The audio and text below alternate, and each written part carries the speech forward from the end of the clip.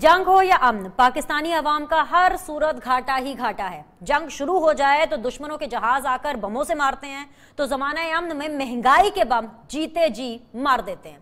पाक अफवाज ने जहां वादों के ऐन मुताबिक भारत को मुंह तोड़ जवाब देकर ना सिर्फ सरप्राइज दिया बल्कि पूरी दुनिया पर अपनी धाक भी बिठा दी, वहीं हमारी इमरान खान सरकार ने भी बगैर किसी वादे के पाकिस्तानी अवाम को एक बार फिर महंगाई का बड़ा सरप्राइज दे दिया है। मोटरवेज और इंफ्रास्ट्रक्चर को फजूल खर्ची कहने वालों ने और पाकिस्तानियों को अजीम कौम बनाने के लिए तालीम और सेहत का नुस्खा बताने वालों ने पंजाब के सरकारी अस्पतालों में इलाज, मुआवजे और लेबोरेटरी टेस्ट की फीसों में अंधाधुंध इजाफा कर दिया है। ओपीडी समेत जनरल मरीजों और प्राइवेट मरीजों के लिए अलग अलग रेट्स नाफिज कर दिए गए हैं। वो अवाम जिन पर 10 रुपए की पर्ची भी गिरा गुजरती हैं, उन गरीब खवातीन के लिए अल्ट्रासाउंड का रेट 300 रुपए से लेकर 2000 रुपए तक मुकर्रर कर दिया गया है। किसी भी हादसे की सूरत में कराए जाने वाले मुख्तलिफ MRI का रेट 3000 से लेकर 9000 रुपए तक हो गया है। गुर्दा वार्ड में डायलिसिस कराने के लिए अब 4000 से 8000 रुपए चार्जेस देना पड़ेंगे और गुर्दों के मरीज में मुब्तला अफराद ये बात अच्छे तरीके से जानते हैं नाजरीन कि डायलिसिस हफ्ते में 2 बार करवाने पड़ते हैं कम अज कम। नाक, कान और गले के 21 मुख्तलिफ ओपीडीज प्रोसीजर्स के लिए भी रेट्स 10,000 रुपए तक बढ़ा दिए गए हैं। बुजदार राज में सी सेक्शन के चार्जेस भी अब प्राइवेट अस्पतालों से कम नहीं रहे। एक सी सेक्शन के लिए अब 50,000 से 1 लाख रुपए तक अदा करने होंगे। बिजली की बात करें तो वो सार्फिन जो सर्दियों में गैस के बिल्स पर दुहाइयां देते रहे, उनके लिए खबर यह है कि उनकी आने वाली गर्मियां इस बार कुछ ज्यादा ही गर्म गुजरेगी। क्यों? बिजली का जो यूनिट 2 माह पहले तक 9 रुपए से भी कम था, आज वो 13 रुपए से बढ़ चुका है और अनकरीब IMF के ऐन हुक्म के मुताबिक 16 रुपए से भी बढ़ा दिया जाएगा। पेट्रोल की बात कर लेते हैं।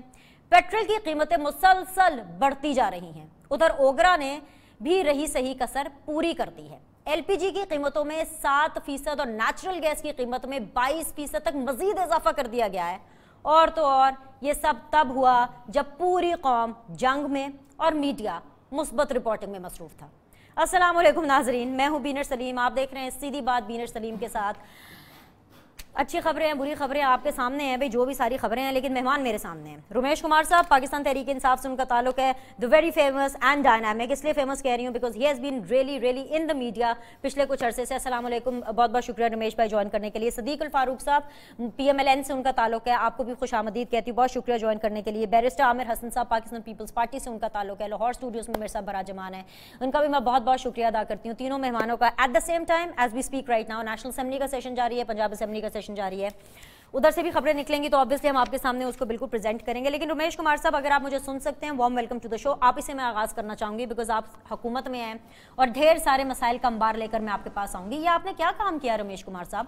आप उस टाइम पर नून लीग में थे जिस टाइम पर आपके आज के लीडर ये कहते थे कि भाई मोटरवेज बनने से क्या होगा, देखें जी नवाज शरीफ साहब निकलते हैं, सड़कें बनाना शुरू कर देते हैं, शहबाज शरीफ को जो है और कुछ पड़ी नहीं होती, यहाँ पुल बना दो, ये कर दो, इतनी क्रिटिसिज्म करते थे। और आपका ये मानना था PTI का, इमरान खान साहब का, कि सिर्फ तालीम और सेहत से ही जो कौमें हैं वो तरक्की करती हैं, जो मुमालिक हैं वो तरक्की करते हैं। आज आपको क्या हो गया भाई?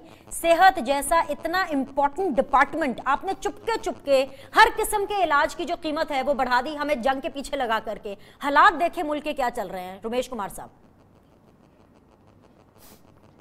इसमें कोई शक नहीं है, हर चीज़ की अपनी अहमियत होती है। मैं समझता हूँ सबसे ज़्यादा जो अहमियत होती है वो तालीम और हेल्थ की होती है। एजुकेशन और हेल्थ प्रायोरिटी है नंबर 1 और सेकंड जो इंफ्रास्ट्रक्चर है। आज भी मैं कहता हूँ अगर हमारी कुछ कोताहियाँ हैं, अगर हमने उसके हेल्थ और अच्छा रमेश कुमार साहब, आई एम रियली सॉरी, आपकी माइक का इशू आ रहा है, मैं जरा इसको जरा प्लीज सेट कराती हूँ। मीनवाइल मैं सदीक अल फारूक के पास जाती हूँ, उसके बाद जरा जाहिर सी बात है जंग पर भी बात करनी है जिस तनाजुर के अंदर पाकिस्तान है। जरा प्लीज रमेश कुमार साहब का माइक सेट कर दीजिए ताकि मैं इनसे बात कर सकूँ। सदीक अल फारूक साहब, सेम क्वेश्चन मैं आपकी तरफ आ रही हूँ। आज तो आप बड़े खुश हो रहे होंगे, वैसे तो खुशी की बात नहीं है, लेकिन ये जो पलंदा पूरा मेरे सामने पड़ा हुआ है, पूरे इसके अंदर रेट्स पड़े हुए हैं कि यहाँ तक कि बच्चा पैदा करना भी आजकल आसान नहीं है। गरीब आदमी तो बच्चा भी पैदा नहीं कर सकता। सी सेक्शन कराना है तो मिनिमम 50,000 रुपए देने पड़ेंगे एंड मैक्सिमम लाख रुपए तक का ब्रैकेट चला जाता है। तो आप तो खुश हो रहे होंगे कि जी अब नून लीग की हुकूमत नहीं है, अब आवाम को पता चला कि जी PTI क्या कर रही है, लेकिन अमली इकदाम आप भी कुछ नहीं कर रहे हैं आवाम को इस पूरे मसाइल से निकालने के लिए। जी सदीक साहब। बिस्मिल्लाहिर्रहमानिर्रहीम। बहुत शुक्रिया बीनज सलीम। पहले तो मैं आपका शुक्रिया अदा करूंगा इस तरह कि आपने फैक्ट्स फिगर सामने रख दिए। दूसरी जो बात आपने इल्ज़ाम आयद किया है मुझ पर, तो जब मैं इस इल्ज़ाम की वजाहत करूं, बताऊं, तो फिर आपने माफ़ी मांगनी है। और इल्ज़ाम आपने ये कि मैं खुश हो रहा हूँ। मैं भी आवाम में से हूँ।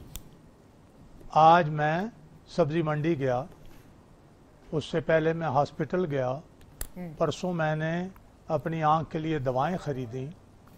तो मैंने कहा कि भाई ये 30% दवाएं क्यों महंगी हो गई हैं, ये मैं जो आँख में डालता हूँ। तो केमिस्ट ने कहा सर नया पाकिस्तान है।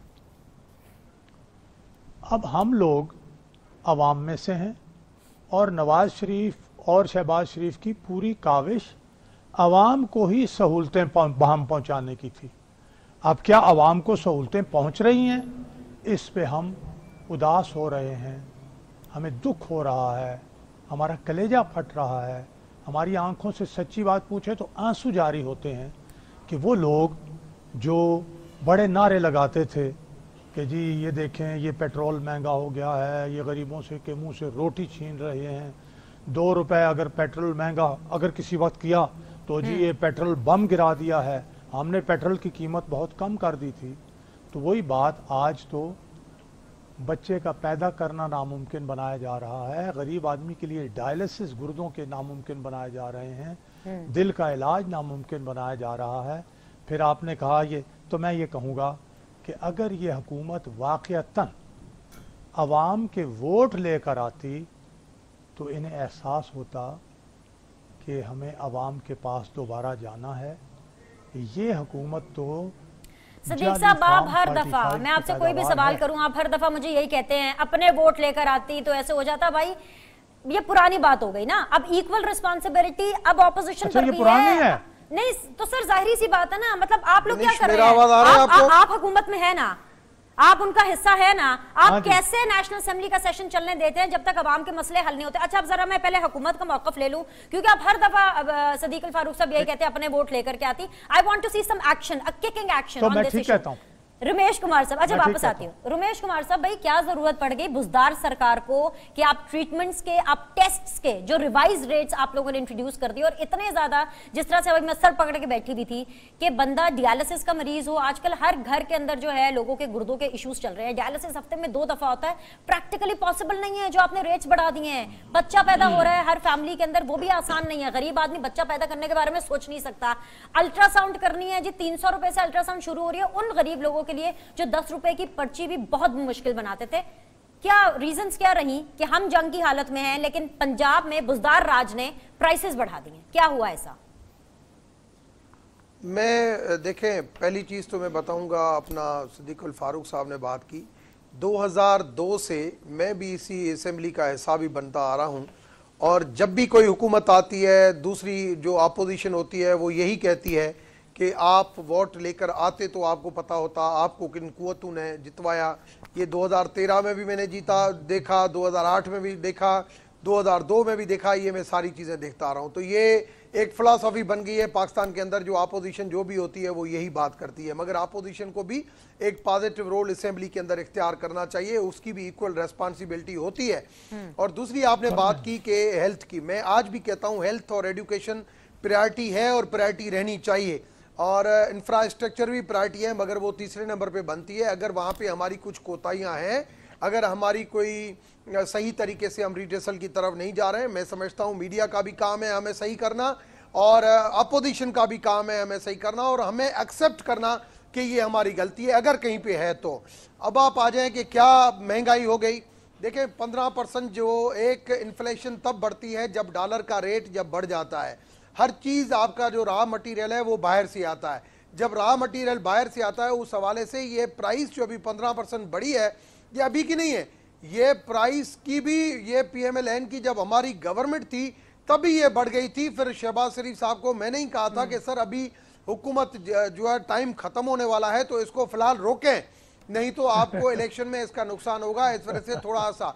और हकीकत में सायरा अफजल तारड़ ने वो बनवा दी, बढ़ा भी दी थी, मगर ये उस टाइम की। मैं सिर्फ आज भी ये कहता हूं फिर भी गवर्नमेंट को एजुकेशन और हेल्थ के हवाले से सब्सिडीज, जो वैसे हमारा मुल्क अभी किसी भी सब्सिडी का नहीं हो, मुस्तकम नहीं हो सकता, मगर आज भी के इलाज के लिए अगर पैसों की वजह से अगर किसी का इलाज रुके तो मैं समझता हूँ ये गलत है। उन इश्यूज के हवाले से हमें अच्छी पॉलिसीज बनानी चाहिए। भाई जाके खान साहब को समझाएं कि बुज़दार राज से बात करें, बुज़दार सरकार से कहें। यास्मीन राशिद साहिबा ने अपने ट्विटर अकाउंट पर इस पे ओन किया, आपकी फीलिंग्स बड़ी जेन्युइन है, मैं कन्विंस हूं आप जो कह रहे हैं, लेकिन प्लीज प्लीज ये अपने पंजाब चैप्टर को समझाइए।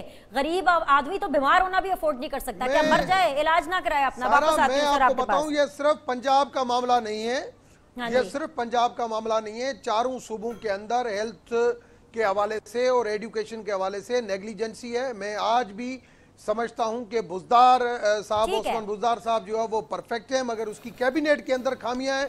उस कैबिनेट को हमें बेहतर करना चाहिए। जो कमी पेशी है हेल्थ के हवाले से एक नहीं, बहुत ज्यादा शिकायतें आ रही है और उन शिकायतों को दूर करने के लिए हमें काम करना चाहिए। अगर आज हम नहीं मानेंगे तो कल इलेक्शन के टाइम पे हमें यही चीजें 9 रुपए का था अब वो 16 रुपए तक जाएगा। एलपीजी की प्राइसेस के अंदर 15% इजाफा हो गया है, गैस की कीमतों के अंदर इजाफा हो गया है।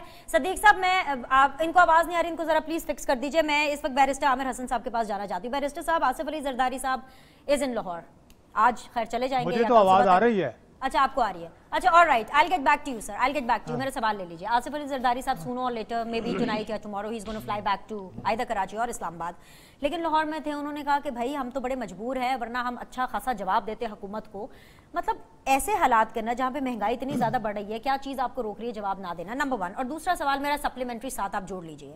ज़राए के हवाले से तमाम टेलीविजन चैनल्स पर ये खबरें चल रही हैं कि इसराइल और इंडिया ने मिलकर एक बड़ा खौफनाक खुराफाती सा प्लान बनाया। क्या था कि जी कराची के अंदर और साथ ही साथ बहावलपुर के अंदर जो है बड़े अटैक्स करने। ऐसे मौके पर जब पीएसएल के मैचेस सारे लाहौर से कराची शिफ्ट कर दिए गए हैं, क्या इस तरह की बात ज़राए के जरिए से आनी चाहिए थी? नेशनल असेंबली में डिस्कस कर लेते, प्रेस कॉन्फ्रेंस में कर लेते, अभी भी सेशन चल रहा है। बहुत शुक्रिया। देखिए, एक बात तो ये है कि पाकिस्तान पीपल्स पार्टी इशूज़ के ऊपर हमेशा असेंबली के अंदर भी आवाज़ उठाती है और वैसे भी मीडिया के अंदर भी उसकी बात करती है। बात यह कि आजकल एक ज़रा मखसूस हालात थे भारत के साथ, जो हमारी टेंशन्स चल रही थी, उस पर एक पूरी कौम ने और स्पेशली पाकिस्तान पीपल्स पार्टी ने ये तजवीज़ दी कि ये मुश्तरका इजलास होना चाहिए सेनेट और नेशनल असम्बली का, और ताकि कौम एक नज़र आए, और वो फिर उसका फ़ायदा भी हुआ पूरे कौम को, और फ़ौज के शाना बशाना और उसे एक तकवीयत और ताकत दी कौम के एक मौक़िफ़ ने। जहाँ तक आपने ये बात की, बिल्कुल ये दुरुस्त कह रही हैं आप, जो इश्यूज़ आपने रेज़ किए हैं। देखिए, कह देने से रमेश कुमार साहब हैं या दूसरे स्पोक्स पर्सन हैं जितने गवर्नमेंट के, वो कह देते हैं जी हमारी बड़ी कोशिश है जी कि ये होना चाहिए, लेकिन इनके बजट में कोई चीज़ नज़र नहीं आती। ये कह देना बुज़दार गवर्नमेंट हम भुगत रहे हैं, ये 12 करोड़ पंजाब के लोगों से पूछे। आज लाहौर के अंदर कूड़े का हाल देखे, सफाई के मामला आप देखें, पानी जिधर खड़ा है, इवन मेरे घर के सामने जो ग्राउंड है 3 महीने से पानी उसके अंदर खड़ा है और कोई बंदा देखने वाला नहीं है। कभी इस तरह से सूरत हाल नहीं होती थी, लेकिन हमें तो नज़र ही नहीं आता कि यहाँ पे हुकूमत नाम की कोई चीज़ मौजूद है लाहौर के अंदर या पंजाब के अंदर। और जो हॉस्पिटल्स के हाल है, जो आपके इदारों के हाल है एजुकेशन में, और ये कह देना कि जी चारों सूबे बराबर हैं। अब मैं आपको बताऊं कि NICVD को दुनिया का लार्जेस्ट सेंटर माना गया है, जिन्होंने हार्ट अटैक के पेशेंट्स को एंजियोप्लास्टी फ्राहम की है। ये दुनिया के सबसे बेहतरीन सेंटर्स में आया है। उसके अलावा खसरे के लिए हमने 7.3 मिलियन जो टारगेट था वो अचीव किया है। नहीं, यास्मीन राशिद साहिबा ने जब नया ओथ लिया था, वो हॉस्पिटल्स की, वहां की इक्विपमेंट्स की, सर्विसेज की बड़ी तारीफ करती थी। मैं भी बड़ी उम्मीद रखता था। बाद में फिर किसी ने समझाया होगा कि भाई you are not in PMLN। तारीफ करने का मतलब ये है कि आप पीछे वालों की तारीफ कर रहे हैं। मैं यास्मीन राशिद से उम्मीद रखता था, लेकिन हॉस्पिटल्स के मेरा जाने का इत्तेफाक हुआ उस दिन सर्विसेज हॉस्पिटल में। मैं आपको बता नहीं सकता कि कितनी बुरी हालत है, और मेन हॉस्पिटल है लाहौर का। भाई मैं तो यही कहती हूं अल्लाह ताला अस्पतालों से बचाए। मैं यही कह रहा हूं, ये रेट कार्ड देके आप जाके, अगर आप जाके देखें तो बुरा।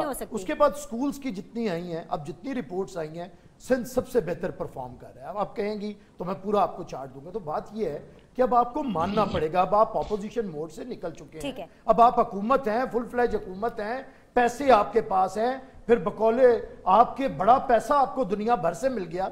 भाई लगाना किधर है? हमें ये नहीं पता चल रहा कि पैसा आप टैक्स से भी इकट्ठा कर रहे हैं, बिजली भी महंगी कर रहे हैं, पेट्रोल से भी जगह टैक्स ले रहे हैं आप। हर तरह का टैक्स आपने बढ़ा दिया है। बिजली के बिल जिस तरह आए हैं लोग, और अभी सर्दियों का हाल है, और सुई गैस का जो हाल है, जिस तरह से बिल्स आ रहे हैं, पेट्रोल महंगा है, ये सारे जगह टैक्स लेने के बाद ये पैसा 6-7 महीने से जा किधर रहा है? एक तरफ तो ये मामला है, दूसरी तरफ जो सनसनी फैली हुई है, दैट इज इक्वली इंपॉर्टेंट, मैं उसको मिस नहीं कर सकती। ये जो हमें जराये के हवाले से बता रहे थे, ये जो आपने बड़ा नेशनल असेंबली के फ्लोर पे कहते हैं, देखिए बेनिश, हमने तो नेक नियति से कह दिया और हम आ भी गए, फिर इन्होंने हमें कहा कि जी ब्रीफिंग होगी, सारी लीडरशिप चली गई, प्राइम मिनिस्टर साहब खुद नहीं आए। नॉन सीरियस एटीट्यूड देखिए कि सारी लीडरशिप, जरदारी साहब कराची से आए, इवन बिलावल साहब आना चाह रहे थे, ये प्लेन्स नहीं आ सके, वो नहीं पहुंच सके, लेकिन जरदारी साहब पहुंचे वहां पे, और उधर जाके पता चला कि शाह महमूद कुरैशी साहब तशरीफ फरमाए, वजीर आजम साहब ने आना गवारा नहीं किया, उसके बावजूद अपोजिशन वहां पे बैठी, जॉइंट सेशन हुआ, प्राइम मिनिस्टर अपनी तकरीर की और निकल गए।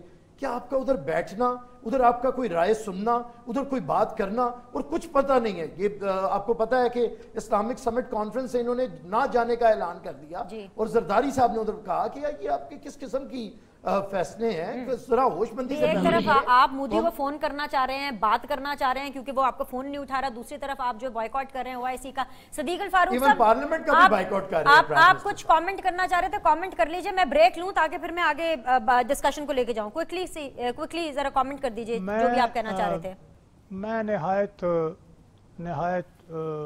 नर्म अल्फाज में ये कहूँगा कि भाई, हम आवाम का पैसा, सेहत का शोबा हो या तालीम का शोबा, इंफ्रास्ट्रक्चर का शोबा हो या दहशतगर्दी के खात्मे का शोबा, या बिजली लोड शेडिंग से निपट कर 12,000 मेगावाट बिजली पैदा करने का मामला हो, या सी पैक पर 20 अरब डॉलर के मंसूबे मुकम्मल करने का, ये आवाम ही का पैसा आवाम ही पर खर्च कर रहे थे।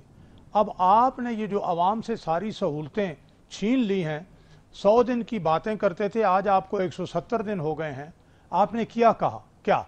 जहां तक इंडिया और पाकिस्तान की टेंशन का मामला था, आपने 24 घंटे गुजरने से पहले बुश उधर अपना अमेरिकी सदर ने ऐलान किया, आपने यहां ऐलान पार्लियामेंट में कर दिया, तो आपने यहां भी पामर्दी और बहादुरी ना दिखाई।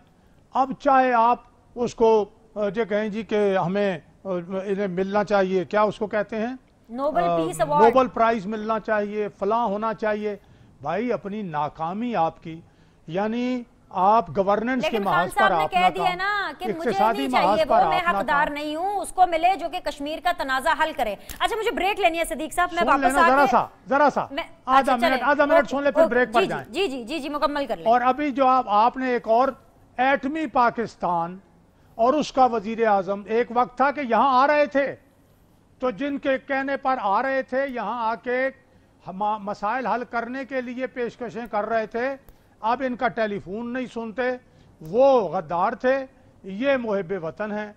और अभी जनाब ये इजराइल और भारत के हमले की एक और शोशा छोड़ दिया है। भाई अगर आप एटमी ताकत हो तो किसी की जुर्रत नहीं है कि वो इस तरह की सोच भी सके। ये क्या चक्कर चला रहे हो, क्या तुम अफवाहें फैला रहे हो?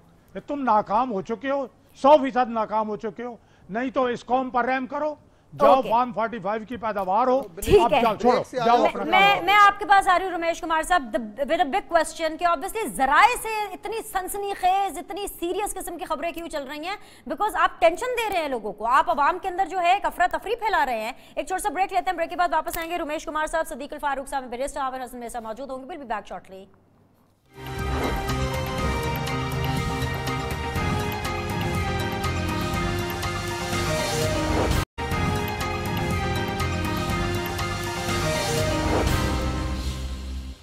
Thank you very much for joining in Seedhi Baat बीनीर सलीम के साथ। रमेश कुमार साहब पाकिस्तान तहरीक इंसाफ से, सदीक अल फारूक साहब PMLN से, बैरिस्टर आमिर हसन पाकिस्तान पीपल्स पार्टी से आज की सीधी बात में बने हुए। मेरे साथ रमेश कुमार साहब, कमिंग डायरेक्टली टू यू, हम लोग एक स्टेप आगे जा रहे हैं इंडिया से। मोदी से हर कोई सवाल पूछ रहा है। इस टाइम पर भारत और मोदी ऑकवर्ड पोजीशन पर है अगर हम दुनिया की बात करें, और पाकिस्तान कदरे मुस्तहकम और स्टेबल पोजीशन पर है अपनी इस तमाम तर कार्रवाई को लेकर के, जिस तरीके से पाकिस्तान ने अपना स्टांस आगे रखा है। लेकिन ये सब चीजें एक तरफ, पाकिस्तान के अंदर अब ये जब सब चीजें सेटल डाउन होने की तरफ आ रही हैं, तो इस तरह से जराए के हवाले से खबरें आ रही हैं और वो भी हुकूमती जराए के हवाले से कि बहावलपुर के अंदर और कराची के अंदर जो है इस तरह की कोई मजमूम कार्रवाई करने का इरादा रखता है इसराइल और इंडिया मिल करके। नंबर 1 जराए के हवाले से क्यों खबर आ रही है, हुकूमत ऑन करे अगर इतनी कॉन्फिडेंट है हुकूमत और अगर उसको इतनी पक्की और ठोस खबर है। और नंबर 2 ऐसे मौके पर जब कराची इस टाइम पर सेंटर ऑफ अटेंशन है पीएसएल के सारे मैचेस की वजह से, आप आवाम को डरा रहे हैं, आप उन पे सनसनी फैला रहे हैं। देखिए, पहली चीज़ तो ये कि हमें बुर्दबारी के साथ चलना चाहिए और हम चल भी रहे हैं। और जिस किस्म की हमने डिप्लोमेसी इस वक्त पीटीआई की गवर्नमेंट में देखी है, मैंने माजी में इन 10 सालों के अंदर 2008 से मुशर्रफ के टाइम पे थी, मगर उसके बाद पीपल्स पार्टी का दौर आया या पीएमएलएन का दौर आया, ये इतनी बड़ी डिप्लोमेसी मैंने नहीं देखी कि हर इशू के ऊपर हर डिप्लोमेट से बात करना, स्पीकर की तरफ से सारी पार्लियामेंट जो स्पीकर्स हैं काउंटर पार्ट उनको लेटर लिखना, जॉइंट सेशन के ऊपर एक यूनानिमसली रेजोल्यूशन हो, या प्राइम मिनिस्टर की तरफ से सारे जो भी हमारे दोस्त ममालिक हैं उनके साथ जो है टेलीफोन के राब्ते और एक गेस्चर दिखाना पीस का, ये मैं समझता हूँ बहुत खुश आइंदा है, जो माजी में इतनी ज़्यादा जो है वो चीज़ें मैंने नहीं देखी। तो इन चीज़ों को अप्रिशिएट करना चाहिए। दूसरी चीज़ आपने बात की कि जो टेंशन वाली बात, मैं समझता हूँ टेंशन माजी में भी रहे हैं और उसके हवाले से जो नेक्टा है 5 साल पुराने दौर में भी नेक्टा उस तरीके से काम नहीं कर सका, नेशनल एक्शन प्लान काम नहीं कर सका। इस वक्त नेशनल एक्शन प्लान को बहुत ज़्यादा एक्टिव किया गया है और कल से स्पेशली जो कौम मुत्तहिदा की जो है रिकमेंडेशन FATF की रिकमेंडेशन, उसके ऊपर हमने काम भी शुरू कर दिया है कि कम से कम हमारा नेशनल एक्शन प्लान परफेक्ट तरीके से काम हो। कि जितने भी कलअदम तंजीमों के मदरसे हैं आप वो तहवील में ले रहे हैं, ये काम किया गया। बोले ना सर, सीधी बात में आप बैठे हैं, खुलकर बात करें ना। जो रिकमेंडेशन है, देखें जो रिकमेंडेशन है, जिस रिकमेंडेशन के ऊपर चाहे GSP+ हो, FATF हो या कौम मुत्तहिदा हो, हमारे ऊपर जिस तरीके से उंगलियां उठती हैं उन लाइन ऑफ डायरेक्शन में जो है वो काम शुरू हो गया है। मगर ये आज कहना असेंबली के फोरम के ऊपर कि इस किस्म की चीज़ हो सकती है, मैं समझता हूँ ये चीज़ें जो है वो नहीं कहनी चाहिए और इस तरीके से जो है वो माहौल खराब होगा। रमेश भाई प्लीज एक सप्लीमेंट्री क्वेश्चन। हम अगर मैं आपकी बात को समझने के लिए 1 वर्ड इस्तेमाल करूं या 2 वर्ड्स इस्तेमाल करूं, इट मींस के you are putting your house in order. तो प्लीज इस पे एक श्योरिटी दे दीजिए, बिकॉज आप काफी इन हैं खबरों के हवाले से भी, आप वेल कनेक्टेड भी हैं पीटीआई में। इस दफा क्या वाकई ये सब होने जा रहा है? क्योंकि हमने देखा है कि माजी के अंदर जब इस तरह की कोई बात की जाती थी तो हुकूमतें गिर जाती थी। सो एक प्लीज एक श्योरिटी दे दीजिए मुझे इसके ऊपर कि किस किस्म की श्योरिटी, क्या हाउस इन ऑर्डर हो रहा है? जितनी भी कलअदम तंजीमें उनके मदरसे तहवील में लिए जा रहे हैं, बजट में उनका हिस्सा रखा जाएगा, उन पे पैसा खर्च किया जाएगा, उनको अंडर द अम्ब्रेला लाया जाएगा। राइट और रॉन्ग सर? बिल्कुल, मैं समझता हूं उसके ऊपर जो माजी में काम नहीं हुआ और उसके ऊपर काम जो रिकमेंडेशन है FATF की, GSP+ की, अक़वाम मुत्तहिदा की, उन रिकमेंडेशन की नज़र में मैं समझता हूं जो भारत ने भी जो उंगलियां उठाई है और जो उन्होंने कोई प्रूफ नहीं दिया, मगर उन्होंने भी उंगलियां इसी तरफ उठाई है जो हमें इतनी हमारी डिप्लोमेसी के बाद भी जो भारत को मजम्मत नहीं किया गया है, एग्रेशन उसकी को मजामत नहीं की गई है, वो इस वजह से कि हमारी कुछ इन वजूहात की वजह से। और उसको जब हम दुरुस्त करेंगे, मैं समझता हूं कि हमें फिर जो है वो इंटरनेशनल तौर पे हमें पजीराई मिलेगी। और मैं अब दूसरी भी पॉलिटिकल पार्टीज के जो है, पीपुल्स पार्टी तो मैं समझता हूं पहले ही इन चीज़ों के ऊपर ऑन बोर्ड है, वो तो करना चाहती है, मगर PMLN को भी ये कहूंगा कि माजी में जो है ये चीज़ें नहीं हुई है, जो हमेशा हमने कंप्रोमाइज किया है। अब वक्त आ गया है कि पाकिस्तान को सही रास्ते पे लाने के लिए हमें मिल के इस पाकिस्तान से दहशतगर्दी और पाकिस्तान का इंटरनेशनल इमेज बेहतर करने के लिए हमें अपनी सियासत नहीं, मिलके पाकिस्तान की। वापस आती हूँ मैं आपके पास रमेश कुमार साहब। सदीक अल फारूक साहब, आप भी क्या ऑन बोर्ड हैं? जिस तरह से Pakistan Peoples Party is very much on board इस पूरे मामलात को लेकर, रमेश कुमार इसको एंडोर्स भी कर रहे हैं, आपका स्टेटस क्या है? देखिए, मैं तो ये अर्ज करूंगा, पहले तो रमेश कुमार साहब को मुबारकबाद दूंगा। ये बड़े खुशकिस्मत हैं कि मोदी साहब ने इनसे जफ्फी लगाई और सुषमा स्वराज ने इनसे हाथ मिलाया और बेचारे इमरान खान की वो टेलीफोन कॉल भी नहीं सुन रहे। तो रमेश साहब तो बड़े लीडर इस वक्त सियासत के मैदान में और सफारती महाज पर पाकिस्तान में सबसे बड़े पीटीआई में लीडर बन के उभरे हैं। मुबारक हो एक मरतबा फिर। अब इन्होंने फरमाया है इसराइल और इंडिया का अटैक। मेरे भाई, पीटीआई वालों की आप तारीफ करनी चाहिए, आप करें, क्योंकि आप पीटीआई में चले गए हैं। आप पार्लियामेंट में पीटीआई वालों ने तो कहा था इसराइल को तस्लीम करो, पार्लियामेंट में कहा था ना। फिर आगे आ जाइए, आपने कहा मुशर्रफ की डिप्लोमेसी और पीटीआई की डिप्लोमेसी। मुशर्रफ ने तो वाजपेयी के घुटने पकड़े थे। मुशर्रफ तो उनसे रोज भीख मांगता था मुज़ाकरात की, और वो मुज़ाकरात नहीं करता था। पीटीआई वाला टेलीफोन करना चाहता है, वो टेलीफोन नहीं अटेंड करता। और नवाज शरीफ की डिप्लोमेसी ये थी कि वो लाहौर पहुंच गया था। ये अलग बात है कि मुशर्रफ ने जुलूस निकलवा के सवारतकारों की गाड़ियां भी तोड़वाई थी। फिर नवाज शरीफ के पास आता है मोदी, तो वो गद्दार हो गए हैं, और जिनके साथ वो बात नहीं करते उनका क्या हाल है। फिर आ जाइए, ये जो आउटलॉ, ये जो गैर कानूनी आउटफिट्स हैं, इन पर पाबंदी नवाज शरीफ ने लगाई। फिर वो जब लैप्स हुआ ऑर्डिनेंस, तो आपने मिली मुस्लिम लीग बनवा दी, इलेक्शन लड़वा दिया। फिर आपने लब्बैक भी बनवा दी। फिर अब आप आके कहते हो कि जनाब अली इन पर बैन लगाना है, और आपने लगा दिया।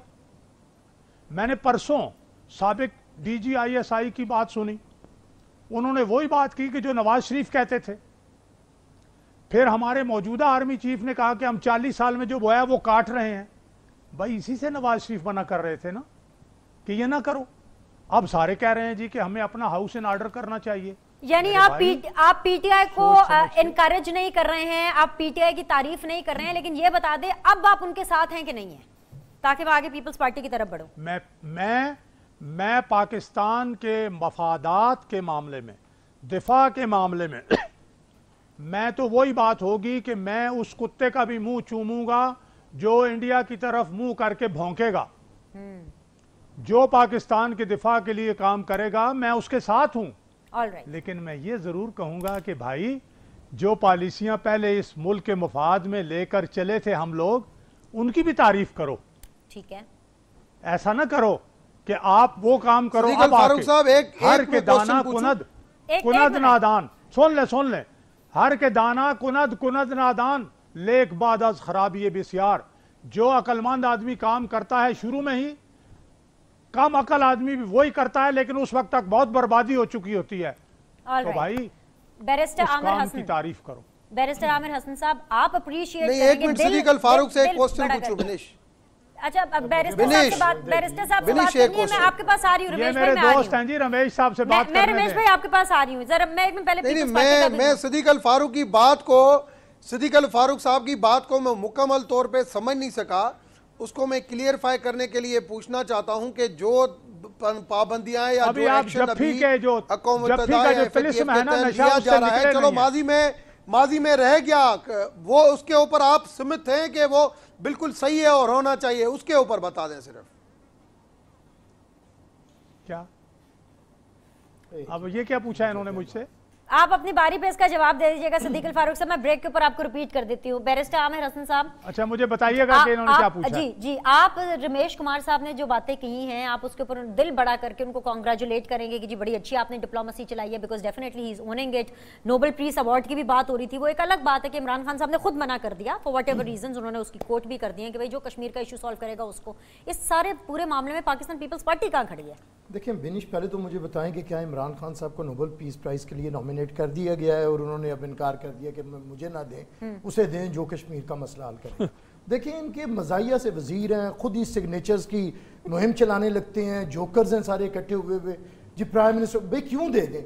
आपको इतना शौक है? अभी तो हम 92 के वर्ल्ड कप से नहीं निकल सके, उस सदमे से कि जिसमें आपने वो 26 साल से वो रटी रटाई तकरीर हमें 92 का वर्ल्ड कप जीत के 26 साल से एक ही तकरीर सुना रहे हैं कि मैं कैसे ग्राउंड में गया, मैं कैसे जीता, फिर मैंने कैसे किया, मैं कैसे टीम, उसी टीम में से एक वसीम अकरम प्लस की बजाय बुजदार प्लस निकला है। लेकिन दो गलतियां बहुत है, एक 92 का वर्ल्ड कप जिससे ये एक शख्स वजीर आजम बन गया, और एक हमसे गलती हुई है। मैं मानता हूँ ऑन रिकॉर्ड कि बीबी 93 से 96 तक बहुत बिजली दी बीबी की गवर्नमेंट में, हमारा नगमा होता था मेरे गाँव में बिजली आई है। हमसे एक गलती हुई कि हमने बुजदार के गांव में बिजली नहीं पहुंचाई, अदरवाइज 12 करोड़ लोग बदनसीब आज बुजदार ना भुगत रहे होते अगर हमने उसके गांव में बिजली पहुंचाई होती। अब बात यह है कि ये मजाया काम छोड़ें, मोदी उधर जंग लगे हैं और ये इधर नोबल लगे हैं, खुदा के लिए कोई तरीका है कार। अभी ये देखे ना, इन्हें एक प्रॉब्लम बड़ी है हर चीज में। अभी इन्होंने ये दावा नहीं किया कि पाकिस्तान कायदे आजम ने नहीं इमरान खान ने बनाया, जैसे वोडा ने कल क्या बात कर दी थी कि अल्लाह के बाद अगर कोई हस्ती है तो वो इमरान खान की। मेरे बातें हम तो फतवे लगे होते विनिश, हमारे तो सर कलम कर दिए जाते, इन्हें तो गलती से गलती नहीं होती। वैसे कल उसके ऊपर क्लैरिटी आ जाएगी, नेशनल असेंबली में मामला चल रहा है। ठीक, कर लेंगे। इससे बड़ा हमला हुआ था मुंबई अटैक्स, ये जो पुलवामा में हमला हुआ है ना, ये कश्मीर के अंदर हुआ है। कश्मीरी आजादी की जंग लड़ रहे हैं। मुंबई अटैक्स हुए थे, हमारी गवर्नमेंट ने सारी सूरत को डिफ्यूज किया था और सबसे बड़ी डिप्लोमेटिक एक्सरसाइज उस वक्त हुई थी। और हमारे दौर के अंदर किन किन मुल्कों के सरबराह आए थे, हिलरी क्लिंटन का आना, उसका आके यहाँ पे मानना कि अमेरिका ने गलतियां की, पाकिस्तान के को हमेशा तनहा छोड़ा। भाई आपने किया क्या है? आप एक दो खत खुद ही लिख के, अभी पता नहीं किसी ने पढ़ा भी है या नहीं पढ़ा, आप इधर डंके बजाने लगे हैं कि हमारी बड़ी कामयाब खारजा पॉलिसी है। वजीर खारजा के 2 इंटरव्यूज के क्लिप यहाँ पे सुनवाएं, वो शर्मिंदगी है जो उन्होंने बातें की हैं जैश ए मोहम्मद के बारे में और जिस तरह से उन्हें इंटरनेशनल मीडिया पे रुगेदा गया। देखिए खुदा के लिए मजाक ना मुल्क का बनाए। इस वक्त सीरियस हम पार्लियामेंट में बैठते हैं, हम आपको ताकत फराहम करने की कोशिश करते हैं, पाकिस्तान में यूनिटी लेके आने की कोशिश करते हैं, और आप आज कहां से आ गए जी दहशतगर्दों के खिलाफ काम करने वाले? आप तो तालिबान का दफ्तर खोल के उनके साथ आप उनके वकील थे। चलिए, रुज्जत जो अच्छा हो रहा है उसको तो इनकरेज करें ना, पसंदी को सपोर्ट किया हुआ है। वाहिद आवाज पीपल्स पार्टी की थी जो दहशत पसंदी के खिलाफ बोलती भी थी और कुर्बानियां भी देती थी। एक ब्रेक लेते हैं, रियासत को वो ब्रेक के बाद वापस आएंगे, तीनों पैनलिस्ट से इस बहस को समेटने की कोशिश करेंगे। एक छोटा सा break, will be back for the final round of discussion. Stay with अस।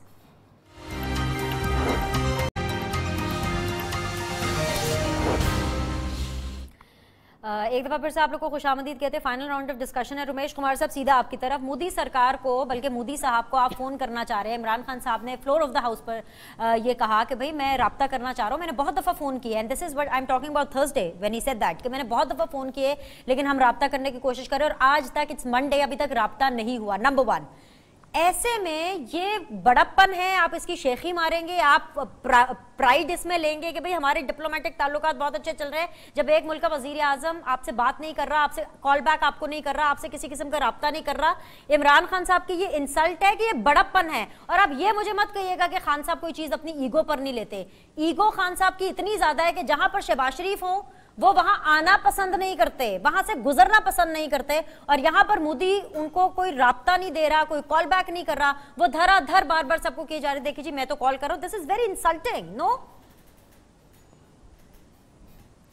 बिनिश, देखे मैं इस चीज़ों में काफ़ी इन हूँ और इतनी तो मैं ज़्यादा मीडिया के ऊपर इन चीज़ों के ऊपर डिस्कशन नहीं कर सकता, मगर मैं आपको थोड़ा सा बताऊं कि प्राइम मिनिस्टर इमरान खान ने मोदी को फ़ोन नहीं किया है, उसने एक ख्वाहिश ज़ाहिर की है, और ख्वाहिश जो ज़ाहिर की जाती है वो डिप्लोमेसी के ज़रिए, फ़ॉरेन ऑफिस के ज़रिए ज़ाहिर की जाती है कि मैं आपसे बात करने के लिए तैयार हूँ, आपके जो ग्रीवेंसेस हैं वो भी हम बैठ के मैं हल करने के लिए तैयार हूँ। मैं चाहता हूँ कि हम डायरेक्ट एक दूसरे के साथ डायलॉग करके हम आगे बढ़ें। एक तो इंडिया के अंदर 3 महीने के अंदर इलेक्शन है, तो जिसकी वजह से एक पॉलिटिकली मूव वो भी एक क्वेश्चन मार्क है। और दूसरी चीज़ ये कि इंडिया ये कहता है, जो दुनिया हमें कहती है कि आप पहले अपने आप की दहशतगर्दी के हवाले से, इन जाती तंजीमों के हवाले से जो चीज़ें हैं वो आप सही करें, क्योंकि जब भी हम टॉक्स के ज़रिए नज़दीक आते हैं तो कोई ना कोई रुकावट आ जाती है। आपके प्रैक्टिकल ये चीज़ें नज़र आएंगी तो हम खुद आपसे फ़ोन करके बात करेंगे। तो ये 2 चीज़ें हैं।